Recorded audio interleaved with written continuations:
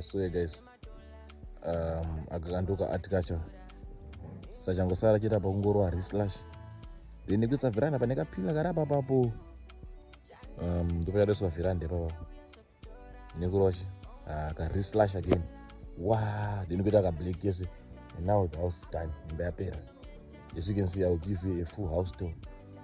And yeah, because I light up, light on my side, then I Starlink catch up at the end. You understand? What's good YouTube? This is the boy Brothers and Asco dude. Welcome back to my YouTube channel. Guys, you are amazing, guys. You are really, really, really amazing. And I'm sure going to guys. Guys, do you still remember the last video that I posted? Rangaranganzi mbudzi round about 2. Neranganzi built my mama house. What? That video that I posted last time. Guys, so people, they were sending my comments out, they were commenting and stuff, and I was complaining about Zuwa. I was complaining about Kucha, and I was complaining about my shoes. I pay if I'm coverage, showing you mbudzi round about. Do you believe it? When someone munakango from Norway, Abazonzo anzi praise. You don't need to walk like this. Muzuwa. Dragu tengera drone. And it was like, I'm going to go comment all those people, my attention seekers. You understand? But guys, you won't believe this. You won't believe this. Guess what? That was I posted a video, right? Then 2 days after that posted a video, I say, okay, you can come to my inbox. Number zangu screen. I think I reply number zangu, right? Guys, munu aba text mangwana acho. So and the praise, ndini munhu yanga kutengera drone. And send real bringing details. Ukuda drone ripi.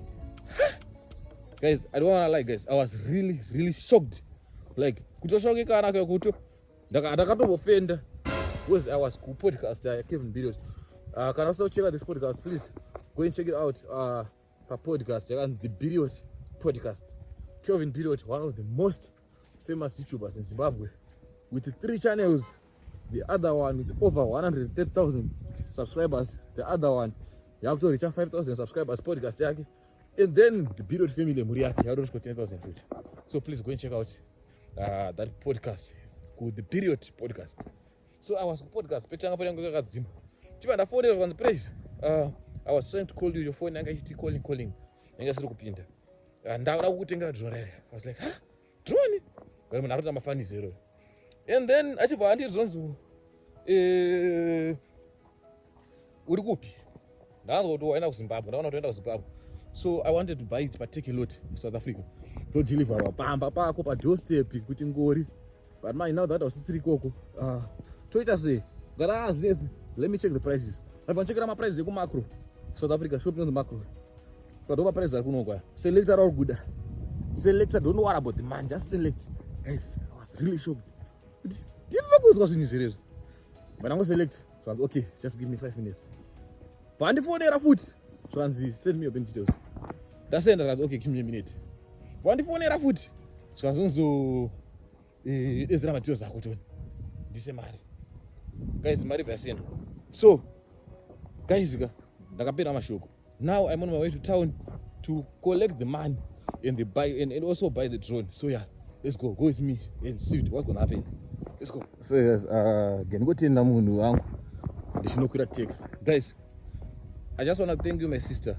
Trish Mukuku, my sister Trish Mukuku. I'm sorry, but that's your name. I really appreciate the support. You not even $1 and consequences but listen good. A stranger can help you more than America. Data 50 cents.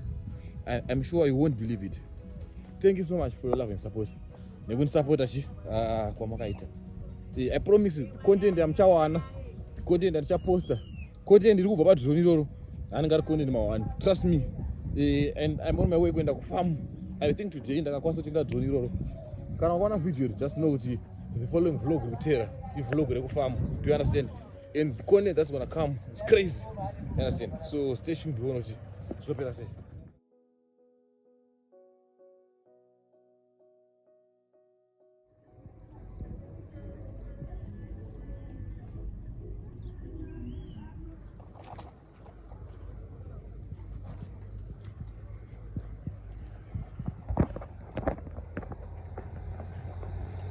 So guys, ndiri papo guys, right now ndapa boka. You understand? And today is 31 March, the day rukunza pamana kupenda town. Indeed, I am on my way to town. I'm gonna show you what's gonna be happening today in town. There's no one, as you can see. Oh, Mishika, said there's no one. It's empty out here. But on one to Magananga to Kuvamba for Jesus. So guys, I'll be showing you whatever which is happening. Like I said, one's cameraman never dies. You're gonna see today. Cameraman, when you put on nobody, hold on the Fura, Mira, in the Bagadians and the Eguanak. And I'll be showing you also what's happening today. Do you understand? So make sure I stay tuned. Murupanapa, you understand? Jigutambi Zaima updates, are routine. So yeah, as you can see, Tiripo, stay tuned. There's more to come. Guys, Nana Kangano. I just want to thank also Panem Scanner, guys. I don't know, I don't mention Staraki. But yeah, Panem Scanner are Poland. The last time I went to Miramari. That girl. So, and praise, I heard you complaining about data. Oh, Mari, I don't think of data. So, I'm going to Sha. In fact, I can't promise. I got to go to praise. I will take your data. Tell me kana kuna MiFi. Na muzo ndra MiFi kana mics. So azononuza kana kumada. Ajipa na mambo ndokwenda kumusha nas. Shirwane zulu anozokuta kuenda kwa. Ajipa ndizonzi okay, let me send you mari kutenga MiFi. MiFi router. Guys, kunaona ne love kunzo guys. So imagine when anatumira mari data. Anatumira mari data. Anatumira kuti mari yacho na MiFi. Yekushandisa ne data yacho nero. Sending love to you. Asikuzi angadomeshirwa starake. But naso mukumbira ngomeshina starake. So I think unoroyika unoroyerwa mari vanongokubatsira mutoro. You understand? So yeah, I can't mention your name. But a big shout out today also. Arikupusha zvinhu achibatsira maworks rese afambe achibaya kumberi maizi. And then yeah, so now I'm going around and I will be showing you also what's happening and what's taking place. Muno Murandabout. It's so quiet, as you can see. But yeah, for you guys, I'm gonna take a risk and show you what's happening. I'm sure Mr. Mugu is going to ask you window. You have to and this is my cameraman. We never die. Tiripo Pakupama or diaspora. So yeah, let's get it. So guys, I was going to town and I decided to go to Burkina Roundabout. It was Nabatanga Roundabout. Tina Blast and Mkuru was closed. And it was very quiet. So the taxis, it was taking they were taking too long with us. I didn't know taxi was smoking. I was smoking and so I was like, let me jump out.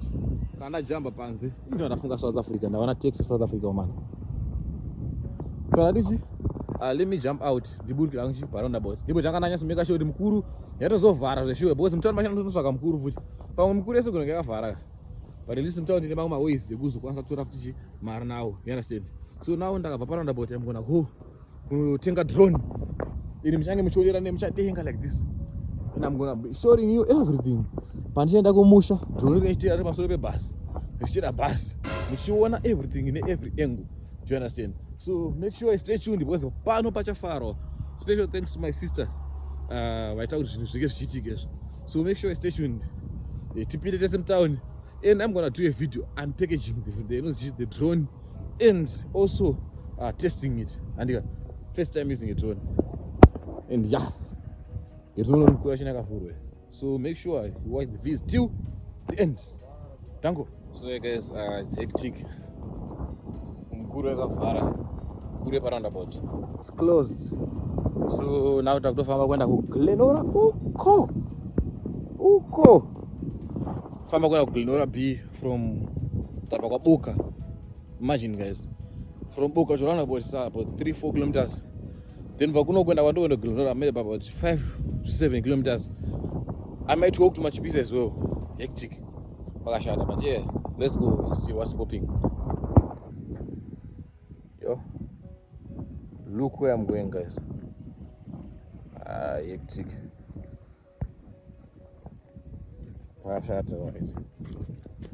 And my Jordans, we do my Jordans, we do what I guys, the way I love my kicks. Man. But anyways, oh, what window? Whenever nako. Bata huko kuzasuko. Famba makilometers but tokuyo dore baba. But yeah, let's go and see. I can do anything for content, guys. Nangofamba kana kwamurambinda ndinoenda for you. So make sure you subscribe, you like, you comment, and share. Let's get it.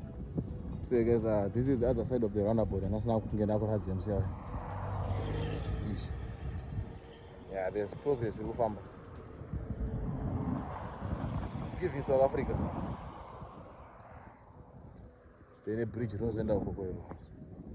Kabirika ngaba bana bakari no video.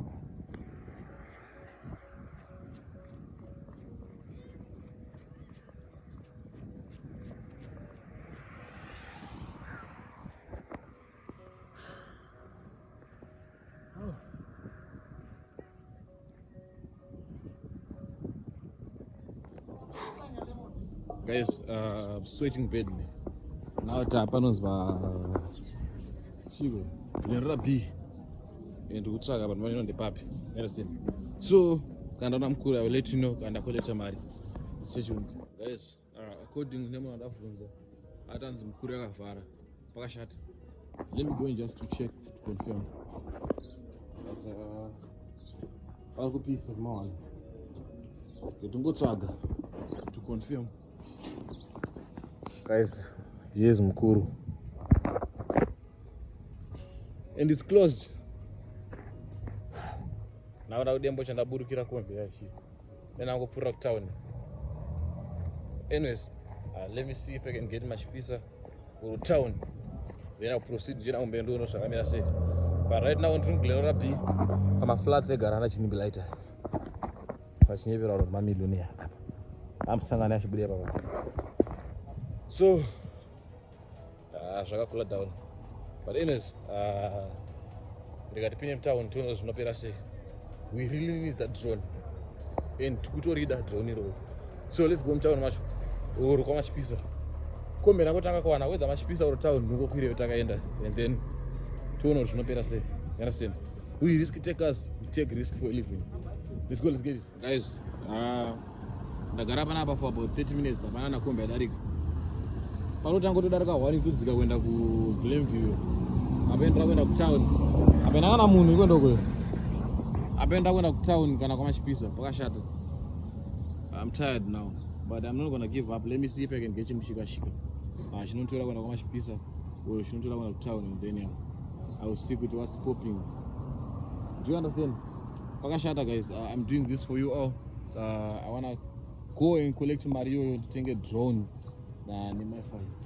But the situation is Pakashata. And I want to go to Musha with Naso.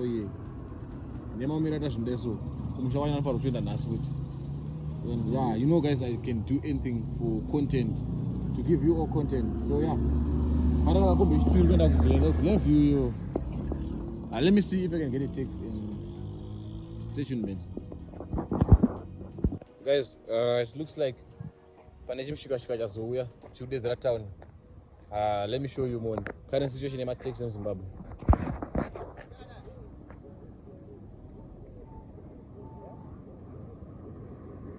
But guys, I mean, not the problem in my winter. Gunogu, Irpa Jesus. Mudiro Anita Gufra, Duaga and Bera. What do you call Casora? Nama one, and then I could sing as when I go to Gera Sungera Carpa, I get to know what I say.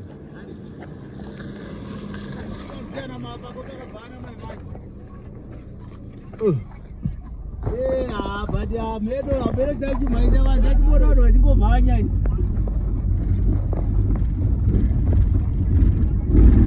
I put right in that out. Guys, Pinam Town, reporting live from Copacabana. Get good as Pinam Town, if you see. muri so quiet and vanhu vari kufamba ma11 mungone zvigananga 102 chete zvimwe zvivindi zvekufamba. KFC okay yakavhura, nonzi chicken in out KFC chicken in yakavhura and okay yakavhura. So let's see kuti bhengi rakavhura here. Ko pakabhana murengi muri empty, asi uziva kuti vanhu vakavharirwa here kana kuti but ko pakabhana muri empty, ko pakabhana murengi muri empty. Bhengi rakavhura at least. Pakashata mana, bhengi rakavhurwa zvaro but andinokwanisa kutora mari mawana kana nzindiende pane mukuru yakavhura iri pagain.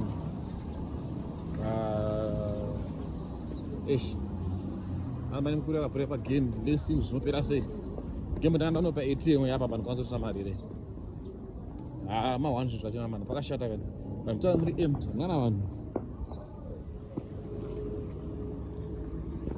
Maswisi ari empty akumana, pakashata. Ndabva kuona mota ngene riot, ndamhanya chekuti panapa ndanyembedzera kufunza. Ukona guys, the risk I'm taking for you guys. Timuno mtown muri so clean. Mwana vanhu. Wana police. Wana mapurisa. Mai wewe zvangu, mai yangu soko. Mai yangu soko. Mai zvangu. Wana mapurisa tasema noko. Ya, kamota kagara, kamota kemshika chi. Ya, wakashata. Yo, guys, I'm super excited. Finally, ndazokwanisa kutora magreens aya. Let me show you. Look, guys. I can't show you the amount. But do my greens amuri kuona. 100, 50, 10, 20. Mari dziri mbegi. So now, problem yapa kuti ndowana kuti drone manje. Ndova ne problem. As you can see, very clear. Town very clear. Mari ndakwanisa kutora. I'm so super excited, guys. Ndafara zvoti ndasira mukadzi mari yedringi atoshamisika. Kuti ndasire mari yedringi, just ngomusira kufara kuti yo ndatenge ndiyandipa mari yacho mahara, guys. Ndafara. Mukadzi anonigira pamukuru. Andifunga kuti anotipa vanhu pamukuru. Ameno. I was so super excited, guys. So now I'm town. Apa ndo pa Gulf. And it's quiet everywhere, guys. It's very quiet. Some town msichaza china kandopenga. Getono drondo rwane.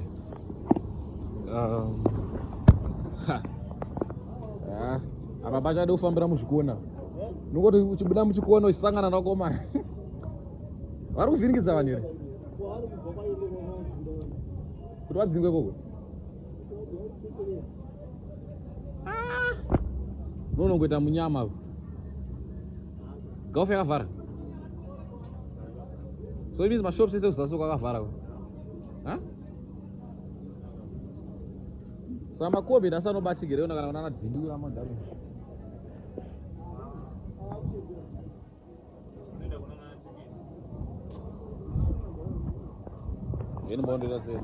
Guys, to be honest, mtown muri very quiet. Hapana vanhu vari kumhanyiswa, makanyara, Gulf yakanyara. Kwese kwanyara, vanhu varongoti vangona police, vari vangotiza vega vasina kumhanyiswa. But otherwise muCBD muri so quiet. Hamuna chimborimo. Hapana ari kurova munhu, hapana zvikuitika. Ndigare muKFC muno. Hamiri muchikenini.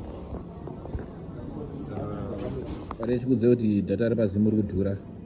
Kuti ndaupload vlog muri ndo airtime na juice. Vanhu vezvidya ndokunyepera izvo.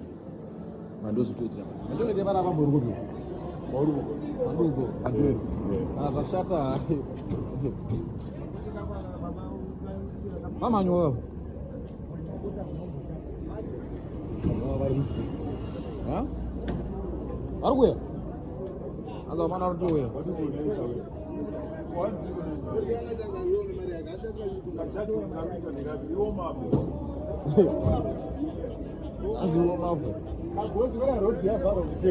Yavaro. Yokura mtown. Yekupinda mtown nokudaisa kwesa kuchana mota rotina ndakadzoka nakadaiso yariva. Kokudika mukudika.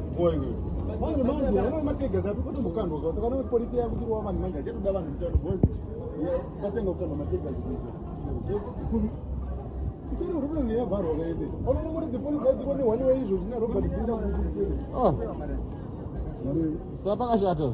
Haipo pachipedzire zvese manje vakamboita izvi kuti rodhi yavharwa manje panotongoita pese tichitenderera pese hapana pasina kuenda pazanukeba aitendera pese apese yavharwa rodhi patongoenda padheni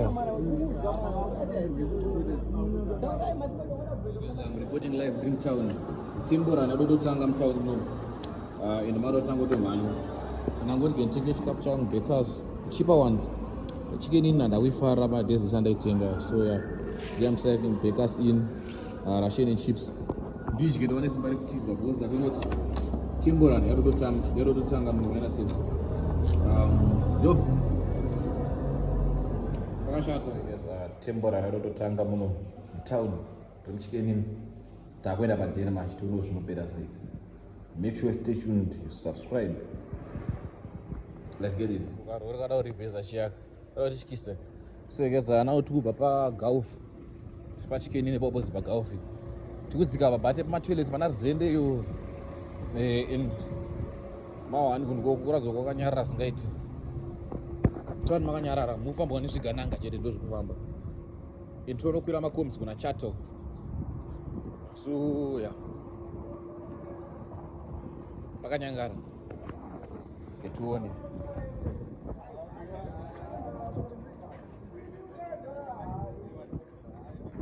Cameroon are quiet. Ata Cameroon kuri quiet uko. Pakashata.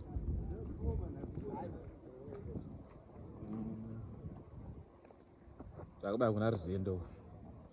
Patamuka sports betting.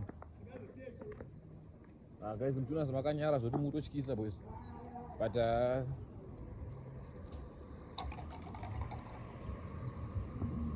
toina unongobuka wakamhurwa izvo kuti kufamba tingi nomuna Cameroon muno nakunyarara kwaita town muna z yamuri but isusu hama youtube asitopinda kwese tinotokuradzewo zvakamira sei ezvikese makaita kunyarara kuti z mutown muno sanditoni ndinokwira muna chat I think ndiye chat anodai so nakuti muna Cameroon guys ndakabva kunoku I think 3 years ago but masirisi akuti achitodzoka musoro mangu akuti achitoringa yeah, let's go, let's get it and see what's popping. Ndikarowa man, yeah. Let's go. Machato. Chata makanyarara. Makomba kutoperera zvinomawe. Iyo ore aomera man. Makomba kutoperera zvakanaka naka. Vanhu mawindi akangodongorora akajega tawo makadongorora hapana mamovements ari kuitika ere basi ya mota dziri kutomuvha zviri normal hamuna yakanyanya kumboitika hamuna yakanyanya kumboitika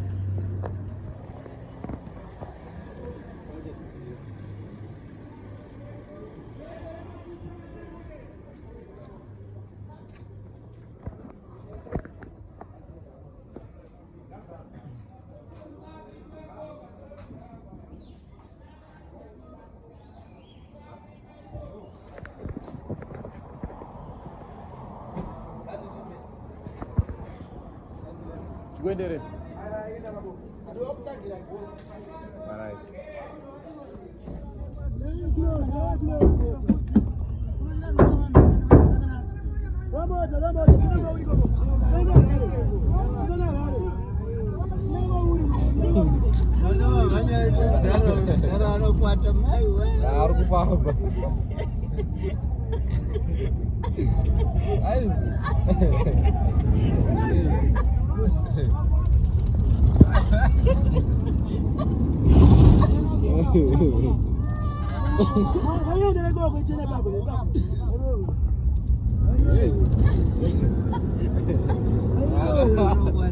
Now we have to move it pengo.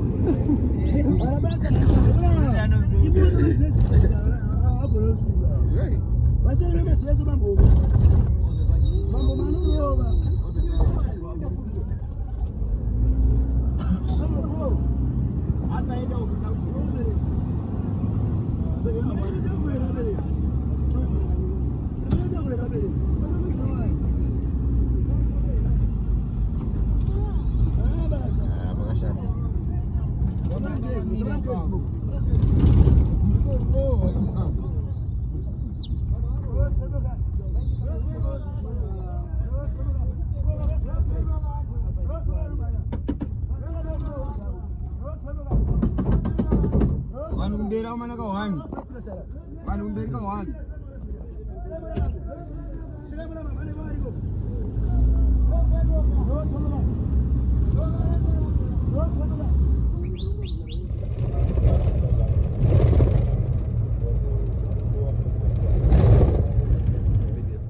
This is the end. Please like, comment, share, and subscribe to my channel for more and more content. Understand? So unfortunately, I also consider one drone because I'm telling many words answering it.